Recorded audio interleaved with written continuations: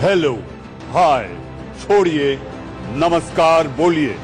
नमस्कार, मैं हूं मनीष अवस्थी और हाजिर हूं आपका पसंदीदा डिबेट शो देश का सवाल लेकर। निर्भया के दोषियों की फांसी का काउंटडाउन शुरू हो चुका है। 2012 से देश के सीने पर जो कांटे नासुर की तरह चुभ रहे थे, उसे निकालने का वक्त आखिरकार आ ही गया। देश की बेटियों के दुश्मनों को अब 10.5 घंटे बाद वो सजा मिलने वाली है जिसका इंतजार पूरे देश 8 साल से कर रहा था। तमाम कानूनी दांवपेच और कानूनी बहसों के बाद आखिरकार निर्भया के गुनहगारों को कल सुबह 5:30 बजे फांसी के फंदे पर लटका दिया जाएगा। लेकिन इन 8 सालों में हजारों सवाल उठे, हजारों जवाब दिए गए। कानून कड़ा होना चाहिए, इंसाफ में इतना समय नहीं लगना चाहिए। तारीख पर तारीख मुद्दे पर बहस हुई, 3 बार फांसी की तारीख आगे बढ़ाई गई। कल फांसी है और आज तक कोर्ट में इससे जुड़े मामले पर सुनवाई होती रही। लेकिन अब कोर्ट को भी समझ में आ ही गया कि दोषी हजारों जवाब दिए गए। कानून कड़ा होना चाहिए, इंसाफ में इतना समय नहीं लगना चाहिए। तारीख पर तारीख मुद्दे पर बहस हुई, 3 बार फांसी की तारीख आगे बढ़ाई गई। कल फांसी है और आज तक कोर्ट में इससे जुड़े मामले पर सुनवाई होती रही। लेकिन अब कोर्ट को भी समझ में आ ही गया कि दोषियों को हर तरह के कानूनी विकल्प दे दिए गए हैं। सारी दलीलें खत्म हो चुकी हैं। अब केवल और केवल दोषी कानूनी विकल्पों का दांवपेच खेल रहे हैं, जिसके बाद कोर्ट ने भी अब कोई रियायत या कानूनी विकल्प देने का मौका खत्म कर दिया है। तो 10.5 घंटे बाद तिहाड़ जेल की नंबर 3 निर्भया के दोषियों अक्षय, पवन, मुकेश और विनय को फांसी के फंदे पर लटका दिया जाएगा। कल सुबह 5:30 बजे फांसी पर लटकाए जाने के पहले उनके साथ जेल में क्या क्या होगा, उनको रात में कैसा खाना दिया जाएगा, उनको कैसे कपड़े पहनाए जाएंगे, उनके साथ कैसा व्यवहार किया जाएगा और इस इंसाफ पर निर्भया की मां और देश की बेटियां क्या सोचना है, यही आज देश का सवाल है। इस मुद्दे पर बड़े पैनल के साथ हम बड़ी बहस करेंगे, लेकिन आप उससे पहले देखिए हमारी ये रिपोर्ट।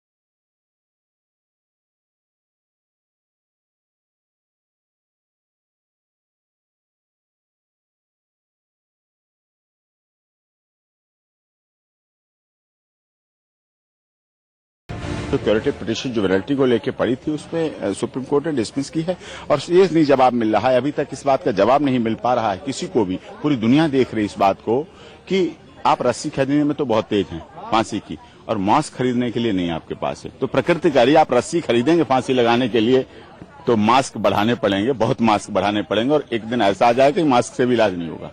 तो इसलिए हम कह रहे हैं प्रकृति को मानो, ऐसा मत करो, अनजस्टिस मत करो, 16.5 साल के बच्चे को फांसी मत दो। या तो सही मान लो, कागज मान लिए, जब आपने कागज सही मान लिए तो कोर्ट में भी मान लेना चाहिए, पुलिस वेरीफाई कर चुकी है। ये मिसकैरेज ऑफ जस्टिस हो रहा है, न्याय हो रहा है, दबाव में हो रहा है, मीडिया प्रेशर है, पॉलिटिकल प्रेशर है। पवन की मर्जी पीछे खारिज हो गई थी, तभी चौथा डेथ वारंट जारी हुआ था। तो आज का डेट में उनकी कोई मर्जी बाकी नहीं है, जो भी है जबरदस्ती है, फांसी को टालने की कोशिश है। लेकिन अब हमारे अदालतों को भी इनकी हकीकत पता हो गई है, क्योंकि एक दिन ये पहले आते हैं, तो इसलिए सब कुछ आज खारिज होगा। कल 5:30 बजे फांसी पे लटकेंगे, और जरूर लटकेंगे। कल निर्भया को इंसाफ मिलेगा, पूरे देश को इंसाफ मिलेगा। निर्भया के इंसाफ की लड़ाई लंबी रही। 3 बार फांसी के आदेश के बाद भी फांसी टाली गई। कई बार लगा सारे दोषी बचकर निकल जाएंगे, लेकिन आखिरकार इंसाफ का दिन आ ही गया। Bureau report, India news.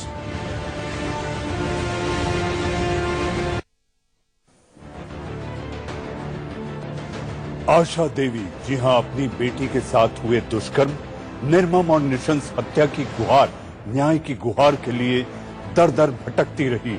जी हां, दर दर भटकने के साथ साथ ठोकरें खाई कि आखिर उसकी मरहूम बेटी को न्याय तो मिल जाए, और इसी के साथ साथ न्याय की आस बनती मगर टूट जाती। दांव पेच के खेल का अंत भी होना तय था। जी हां, होना तय था, क्योंकि हमारे कानून में देर है अंधेर नहीं। 7 साल 7 महीने 3 दिन बाद आखिरकार आशा देवी की आस, उनकी आशा अब पूरी हो जाएगी। इंतजार का वक्त खत्म होगा, यानी कि वो चारों को फांसी के तख्ते पर लटका दिया जाएगा। जी हां, इसी से संवेदनशील और सहानुभूति भरे इस मुद्दे पर चर्चा करने के लिए आज हमारे साथ एक खास पैनल है। मेरे साथ हमारे चैनल की 3 सहयोगी। जी हां, मेरे साथ मौजूद हैं शुभ्रा सुमन, मेरे साथ मौजूद हैं गरिमा भारद्वाज, और मेरे साथ मौजूद हैं सीमा रानी। ये आखिर क्या सोचती हैं? ये जो फैसला आया है, न्याय में 7 साल 7 महीने 3 दिन लग गए, इनके मन में इस समय क्या चल रहा है? दिशा के साथ जो हुआ था, उसके बाद जो हुआ, क्या वो नजीर है? क्या वैसे ही कानून अगर इस तरह से विलंब करेगा तो क्या कानून के साथ न्याय करने का वही एक तरीका बचता है? इस पर ज्यादा बात करने के लिए कानूनी पक्ष और पूर्व पुलिस आयुक्त एल.एन. राव साहब भी हमारे साथ जुड़े हैं। सबसे पहले एल.एन. राव साहब, मैं आपके पास आता हूं। आखिरकार 10.5 घंटे बाद 7 साल 7 महीने 3 दिन इंतजार खत्म।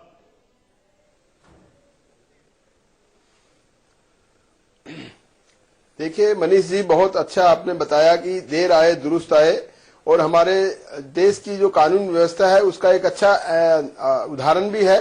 दोनों तरफ से उदाहरण मैं कहूंगा कि देर तो हुई है, लेकिन जस्टिस तो मिला और मिलेगा। कल सुबह सबको पता लगेगा कि क्या जस्टिस उनको मिल गया है। हाँ, डेफिनेटली हमारे कुछ सिस्टम में कुछ इंटरनल खामियां कुछ रही हैं, उसकी वजह से ये देरी हुई है जो नहीं होनी चाहिए थी। और हमारे राजनीतिज्ञों को जब सोचना चाहिए कि ऐसे मामले में, जबकि इसमें सजा हुए 7 साल से ज्यादा 5 साल हो गए हैं, तो उसके बाद इतना टाइम क्यों लगा फाइनल इसको करने में? इसमें कुछ न कुछ हमारे कानून में सुधार की जरूरत है, और डेफिनेटली मैं समझता हूं कि सरकार इस पर जरूर कोई न कोई इसमें विचार करेंगी और इसको सुधार करने के लिए पूरी कोशिश की जाएगी। लेकिन हाँ, ये दोषियों ने भी जो कन्विक्ट हैं, इसमें उन्होंने भी कोई कसर नहीं छोड़ी अपने आप को बचाने के लिए। कई कानूनी दावपेच खेले गए, उनके वकीलों ने काफी खेला, लेकिन न्याय के हिसाब से जो as per rule, as per law decision लिया। आज माननीय सुप्रीम कोर्ट ने ये फाइनल कर दिया है कि डेथ वारंट जो है उनको कैंसिल नहीं किया जाएगा,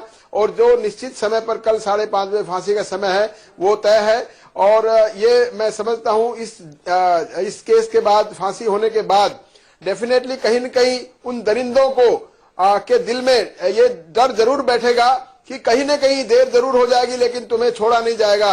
और ये एक ऐसा उदाहरण रहेगा, वो जो दरिंदे हैं जो कि आगे कोई सोच सकते हैं कि ऐसे मासूम बच्ची के साथ में इस प्रकार का जघन्य अपराध करके उसको मार दिया जाए, ये करने से पहले मैं समझता हूं इस केस के बाद काफी लोग सोचेंगे। और मैं आशा देवी जी को सुन रहा था, उन्होंने काफी लंबी लड़ाई लड़ी इसमें और काफी उन्होंने बहुत स्ट्रगल किया। वास्तव में इन्होंने कोर्ट में जा जाकर कितने वो किया, मैं इनकी हिम्मत की दाद देता हूं।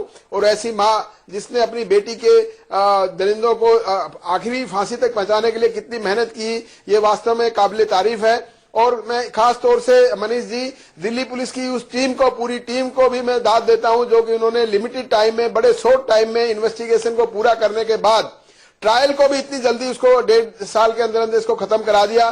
तो पुलिस की तरफ से इन्वेस्टिगेशन और कोर्ट की तरफ से ट्रायल, इन दोनों में कोई इसमें देरी नहीं हुई। लेकिन आगे जो देरी हुई उसके लिए वास्तव में ही, जैसा मैंने बताया, कि सरकार को सोचना की बहुत सख्त जरूरत है कि वो देरी आगे पूरा डिसीजन होने के बाद, हाई कोर्ट और सुप्रीम कोर्ट से फांसी अप्रूव होने के बाद फिर भी ये 5 साल लग गए, ये बड़ी सोचने की बात है। इस पर हमें सबको बड़ी गंभीरता से सोचना पड़ेगा। राव साहब मैं आपके पास आऊंगा क्योंकि आपने 2-3 बातें ऐसी कह दी।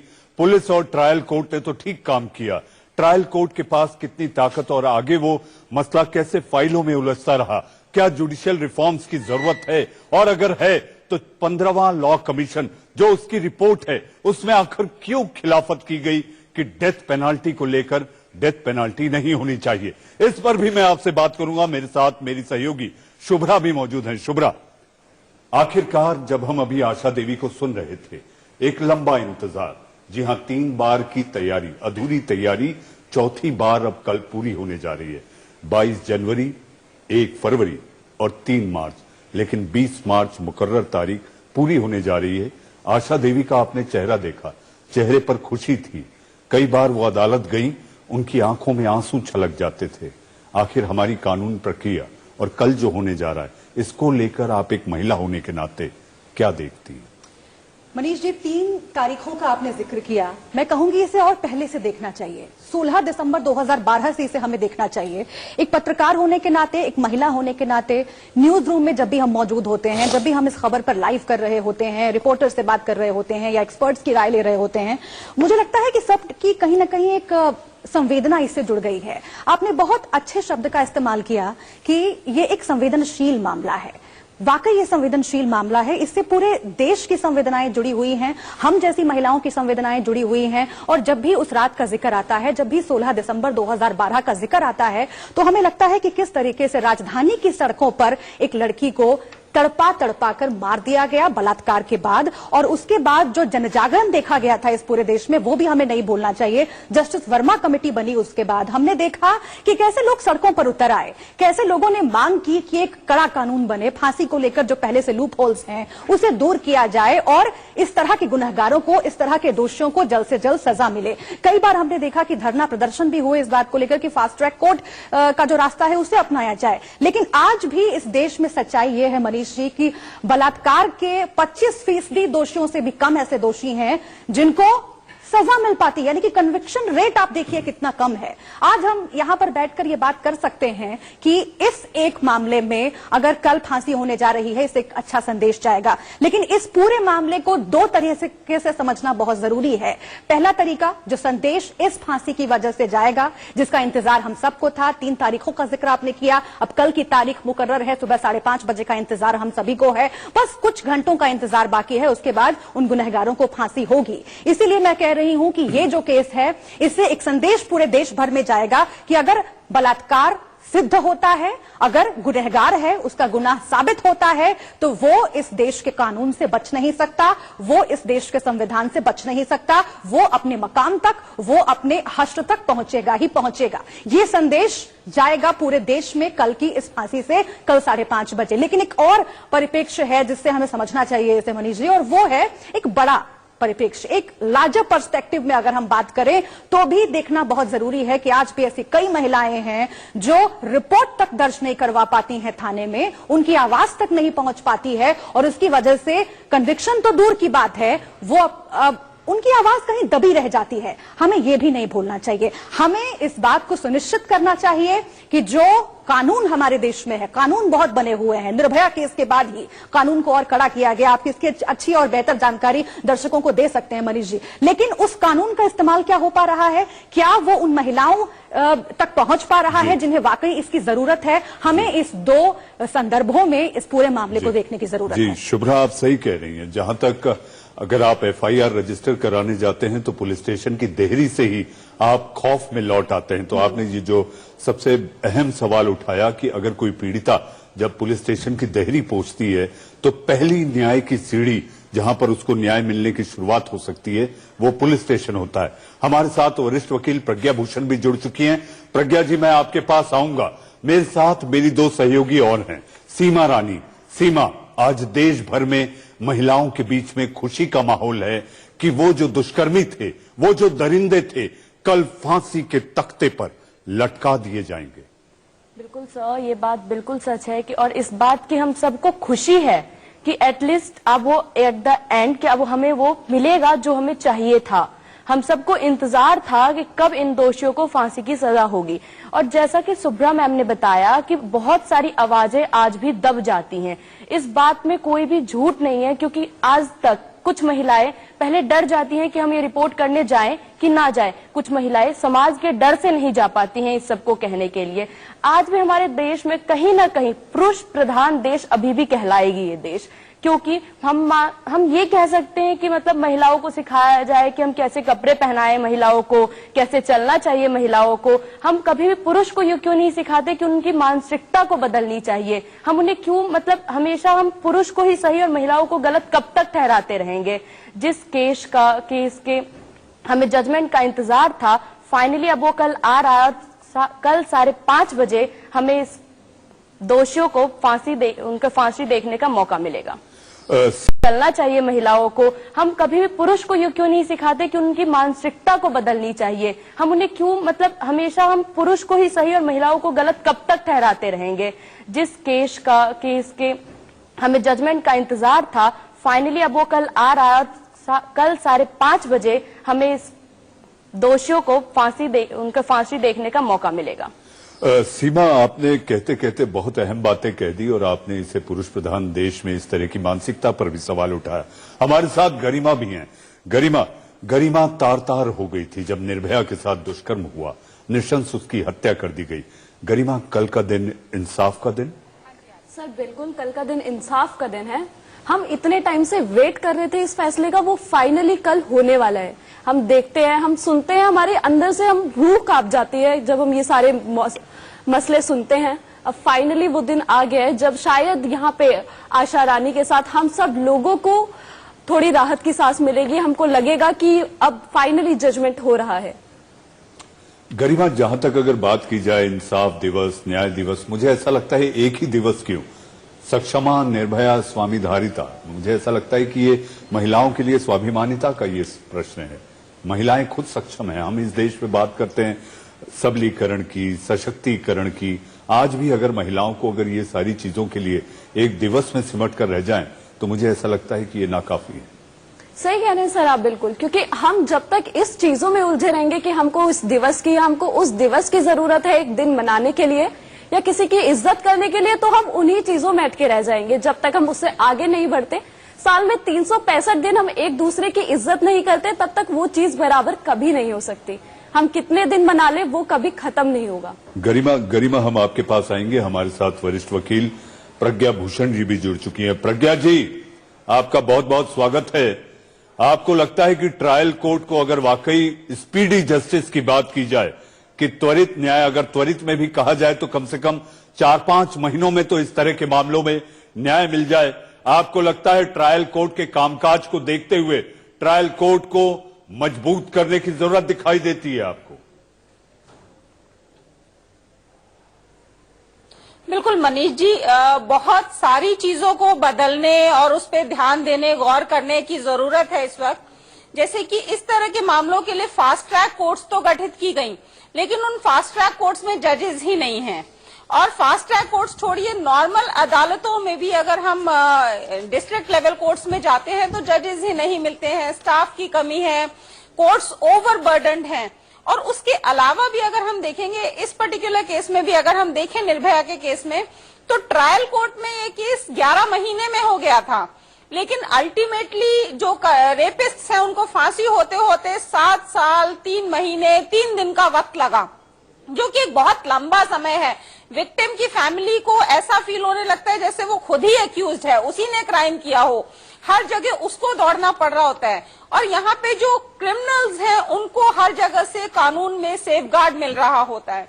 तो बहुत सारी चीजों को देखने की जरूरत है कि ट्रायल कोर्ट में क्या तब्दीलियां चाहिए, पुलिस के लेवल पे क्या तब्दीलियां चाहिए, जो रिवीजन पेटिशंस डलती हैं, जो अपील्स डलती हैं, जो क्यूरेटिव पेटिशन है, जो मर्सी पेटिशन है, उसमें इस तरह के घिनौने क्राइम्स के लिए हमें कितनी जगह देनी है, कितनी स्पेस देनी है, ये भी एक मुद्दा है सोचने का। और हमारी प्रज्ञा जी, न्यायपालिका है और साथ में जो हमारी संसद है उसको इस पे बहुत कड़े कानून बनाने पड़ेंगे। प्रज्ञा जी, इस तरह के मामलों में देरी के लिए जिम्मेदार कौन है?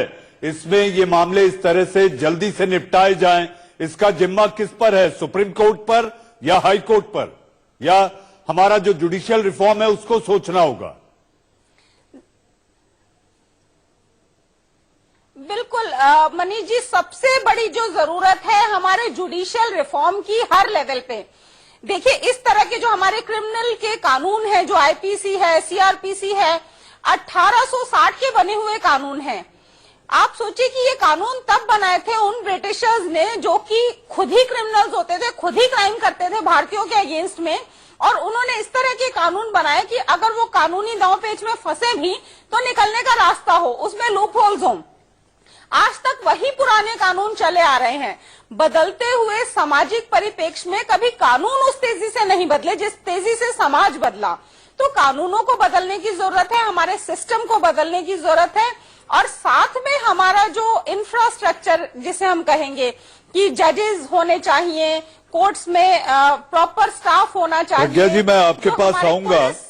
प्रज्ञा जी, ये अपने आप में एक नजीर होगी कि आखिर ऐसे मामलों में कितने जल्दी इन्हें निपटाया जाए, इसको लेकर सरकार को भी सोचना होगा। शुभ्रा, आपको लगता है, जहां तक बात की जाए, दिशा का जो मामला था हैदराबाद का, वो एक नजीर के रूप में देखा जा रहा है। लोग हैरान परेशान हैं अदालतों के चक्कर काटते काटते, उनकी भावनाओं के साथ जो खिलवाड़ होता है। तो लोगों को अब ये लगने लगा है कि अब तरीका अगर इस्तेमाल हो तो जो दिशा के दोषियों के साथ हुआ वैसा ही होना चाहिए।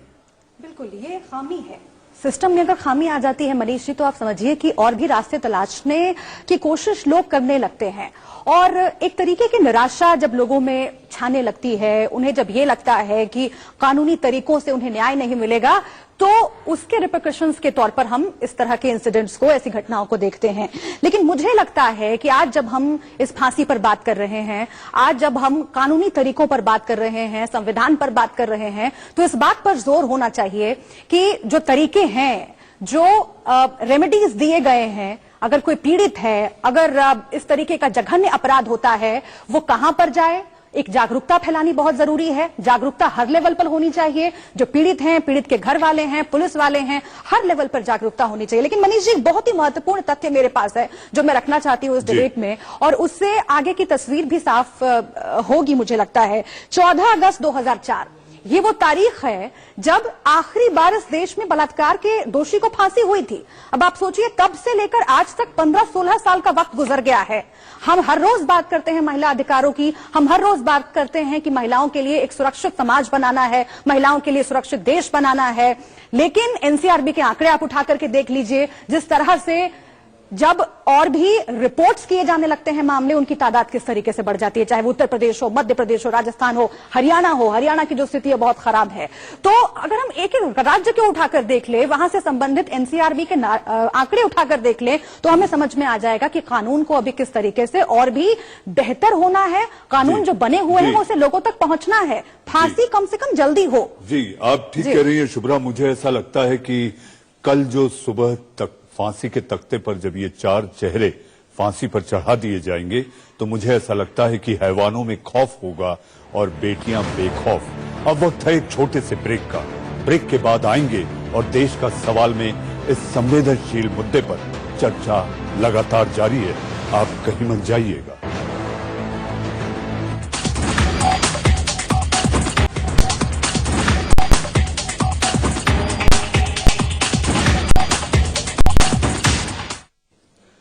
एक छोटे से इंतजार और खामोशी के बाद फिर आपका देश का सवाल में एक बार स्वागत है। मेरे साथ वो तमाम मेहमान बने हैं, लेकिन 7 साल 7 महीने और 3 दिन में एक प्रश्न दिमाग में कौंध रहा है।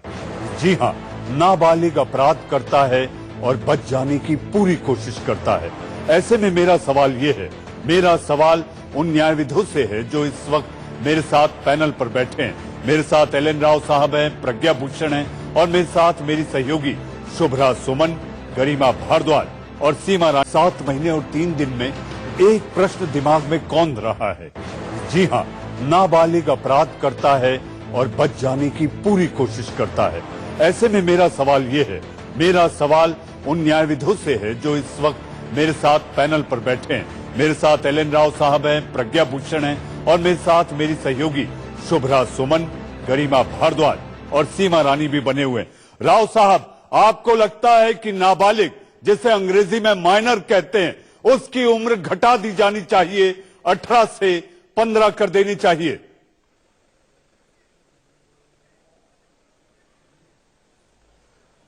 देखिए, नाबालिग की उम्र का कानून जो है वो ऑलरेडी अभी पिछले साल अमेंडमेंट हुआ था।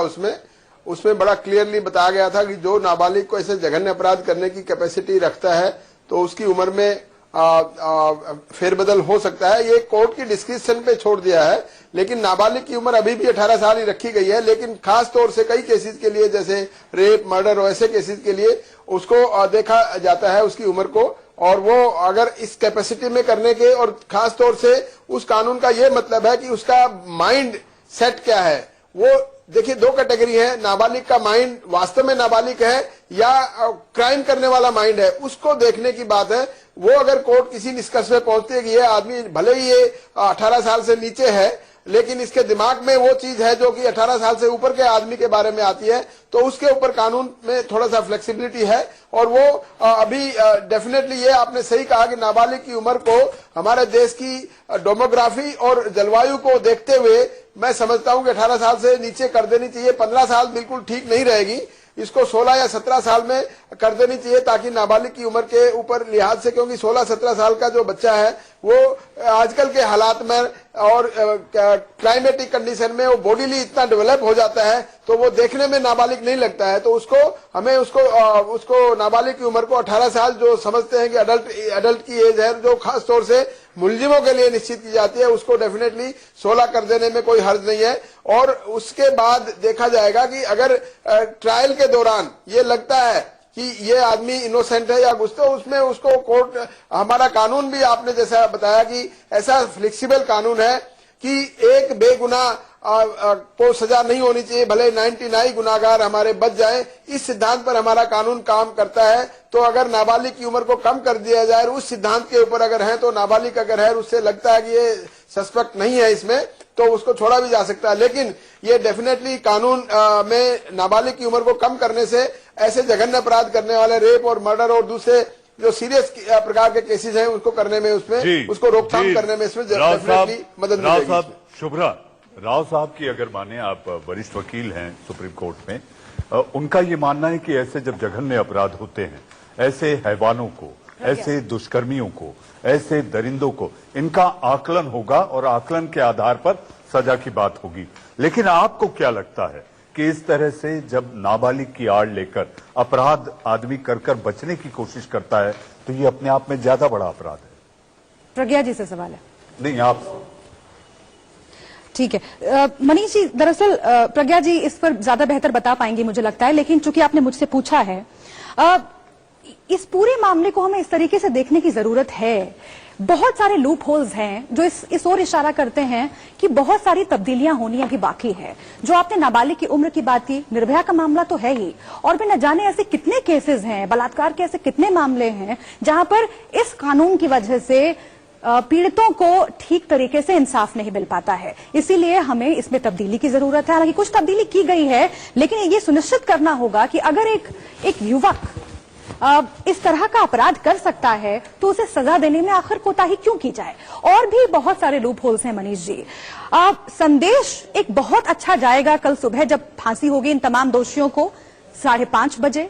संदेश ये जाएगा कि कोई भी बच नहीं सकता। लेकिन मैंने जैसा कि पहले कहा, दो तरीके से इस मामले को देखने की जरूरत है। एक है पॉजिटिव और एक है नेगेटिव, एक सकारात्मक पक्ष और एक नकारात्मक पक्ष। सकारात्मक पक्ष ये है कि देर से ही सही, 7 साल बाद ही सही, लेकिन फांसी होने जा रही है। नकारात्मक पक्ष ये है कि आपने देखा कैसे एक्सटॉर्शन किया एक तरीके से दोषियों के वकील ने, पूरे जो सिस्टम है, जुडिशियल सिस्टम है हमारा, उसका, और न्यायपालिका में, न्याय प्रणाली में किस तरीके के लूपहोल सामने आए हैं। और इसी का एक हिस्सा है जो नाबालिग के कानून की बात हम कर रहे हैं। खामियां हैं, काश की कानून बनाने वाले ये समझ जाएं।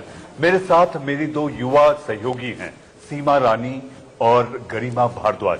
सीमा, निर्भया के बाद जब आप दिल्ली की सड़कों से होकर अपने घर पहुंचती हैं, तो आपके घर के लोग आपसे क्या पूछते हैं? जब आप ऑफिस से, दफ्तर से बाहर निकलकर घर की ओर निकलती हैं, तो घर से कितने बार फोन आते हैं? किस तरह के फोन आते हैं? क्या आपको यहाँ पर लगता है कि अब आप दिल्ली की सड़कों पर महफूज हैं? सर, मैं बात करूं कि जब हम घर से निकलते हैं या फिर जैसे ही शाम को 6 या 7 बज जाते हैं, दिल्ली जैसे शहर, राजधानी कहलाती है दिल्ली हमारे देश की, इस शहरों में भी जैसे ही अंधेरा हो जाता है, हमारे घर से कॉल आने लगते हैं कि बेटा तुम कब तक पहुंचोगी, कैसे ठीक से आ रही हो, कैसे आओगी, लेने आ जाएं क्या।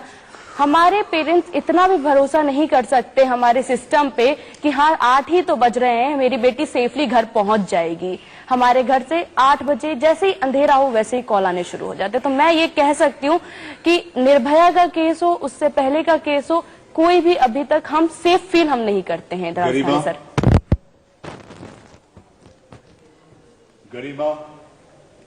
गरिमा, आपको लगता है कि जब आप दफ्तर से बाहर निकलकर अपने घर की ओर जाती हैं अपना कामकाज कर, तो आपको महफूज आप महसूस करती हैं? जब सड़क से होकर आप चाहे मेट्रो पकड़ने जाएं, चाहे बस पकड़ने जाएं, आपको कैसा लगता है? जब तक आप घर नहीं पहुंच जाती, घर वालों की सांसें अटकी रहती हैं। सर, बात सिर्फ इतनी नहीं है कि मैं दफ्तर से घर कैसे जाती हूँ, बात ये भी है कि मैं घर से दफ्तर कैसे आती हूँ। बात इतनी नहीं है कि हम रात को कितना सेफ है, हम दिन में भी सेफ नहीं है। अगर आप सिर्फ रात की बात करें तो मैं आपको बताऊं, मेरी मम्मी मुझे रात को 8 बजे से फोन करना शुरू कर देती है और रात के 10 बजे तक 2 घंटे मुझे घर जाने में लगते हैं। और जब तक मैं घर नहीं जाती वो मुझे फोन करती हैं, वो कहती हैं सेफली आना, रिक्शा कर लेना, घर तक आना। मेरे घर से मतलब थोड़ा पैदल रास्ता भी वो उनको बर्दाश्त नहीं होता कि मैं चली जाऊं, पैदल आ जाऊं। इतना खौफ है इस टाइम दिल्ली में कि आप रात को पैदल क्या, आप 5 मिनट के लिए बाहर नहीं निकल सकते। प्रज्ञा जी, आपने हमारी 2 युवा सहयोगियों की बात सुनी। आपको लगता है दिल्ली महफूज है? निर्भया की इतनी बड़ी घटना होने के बाद दिल्ली में क्या कुछ बदला? 7 साल 7 महीने और 3 दिन।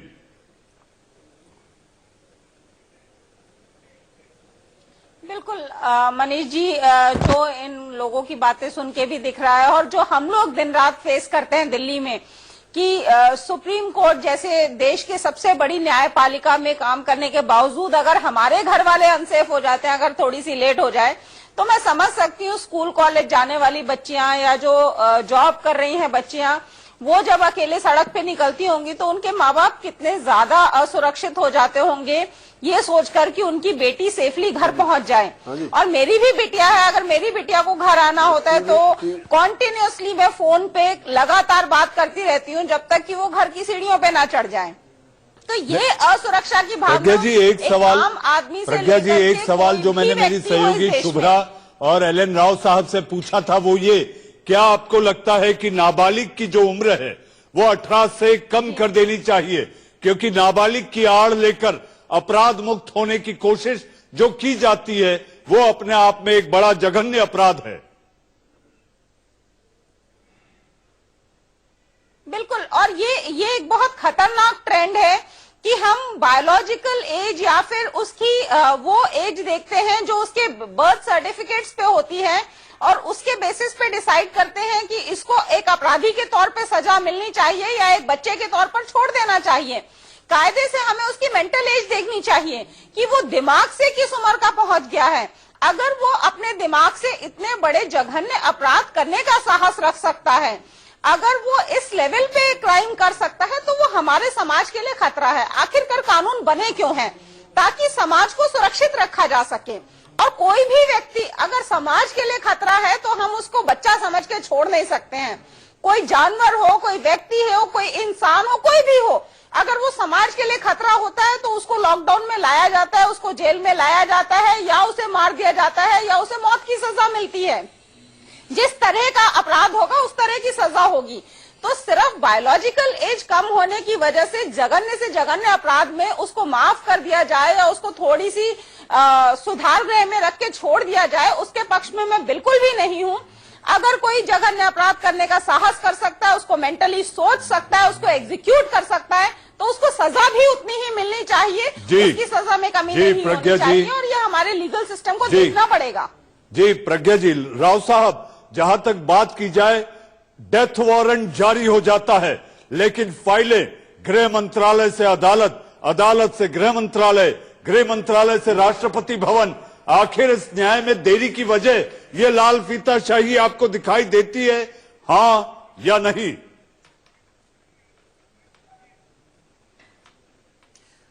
मनीष जी, बिल्कुल, ये मेरे को ही नहीं, आपको ही नहीं, और सभी पूरे देश को दिखाई दे रही है लाल फीताशाही। जिस चीज को हम एक दिन में डिसाइड या 2 दिन में डिसाइड कर सकते हैं, उस चीज को डिसाइड करने में महीनों सालों लग जाते हैं। ये लाल फीताशाही जब तक दूर नहीं होगी, और ये तब होगी जब हमारे पॉलिटिकल बोसिज की पॉलिटिकल विल इसमें जब तक नहीं होगी, तब तक ये हो नहीं सकेगा। और कई बार मैंने देखा कि ऐसे केसों में पॉलिटिकल मोटिव भी इसमें इन्वॉल्व हो जाता है कि कौन से क्या है, कौन से पॉलिटिकल पार्टी का है। तो ये सब चीजें हमें छोड़कर हमें अपने मानवता के हित के लिए ऐसा नहीं सोचना चाहिए कि इसको डिले जानबूझ के कोई डिले करता है। और इसका एक मैं एक सुधार भी बताना चाहूंगा कि कोई भी किसी स्टेज पर इस बात का डिले अगर हुआ है, कोई कर रहा है इंटेंशनली, जिसकी इंटेंशन ठीक नहीं है, मेलाफाइड इंटेंशन से कोई डिले कर रहा है, उस आदमी को, उस ऑफिसर को तुरंत चिन्हित किया जाए और उसके ऊपर सख्त से सख्त एग्जाम्पलरी पनिशमेंट दिया जाए, ताकि दूसरे ऑफिसर्स उसको अननेसेसरी डिले ना करें। जैसे इस केस में आपको मैं बता दूं, राव साहब, इस पर एक्शन लेने का जिम्मा किस अदालत का है? तो राव साहब, इस पर एक्शन लेने का जिम्मा किस अदालत का है? हाई कोर्ट और सुप्रीम अदालत? इसमें अदालत की बात नहीं है, ये अगर किसी कोर्ट में डिले हुआ है तो उस कोर्ट के हेड है, उसका जिम्मेवारी है। और अगर किसी दफ्तर की जिम्मेवारी, जैसे दिल्ली सरकार की है, या एमएचए की जिम्मेवारी है, या राष्ट्रपति भवन की जिम्मेवारी है, या पीएम हाउस की जिम्मेवारी है, तो उस कंसर्न ऑफिसर का, ऑफिस का जो हेड है, जो उस जहां पे डिले हुआ है, उस ऑफिस का जो हेड है, उसकी जिम्मेवारी बनती है उस पर एक्शन लिया जाए। और अगर वो ऑफिसर उस डिपार्टमेंट का या उस कोर्ट का ऑफिसर भी उसमें एक्शन नहीं लेता, तो उससे हायर जो कोर्ट है या उसका हायर जो ऑफिसर है, उसको आपको उसको करना चाहिए। जी शुभ्रा, कितना हास्यास्पद है, बात होती है डिजिटल वर्ल्ड की, और आज भी हम फाइलों में ऑफिस खेलते हैं। जी हाँ, वक्त हो चला एक छोटे से ब्रेक का। ब्रेक के बाद आएंगे और ब्रेक के आखिरी पड़ाव में हम चर्चा करेंगे मर्सी पिटीशन, क्यूरेटिव पिटीशन, 7 साल 7 महीने 3 दिन। देश का सवाल जारी है।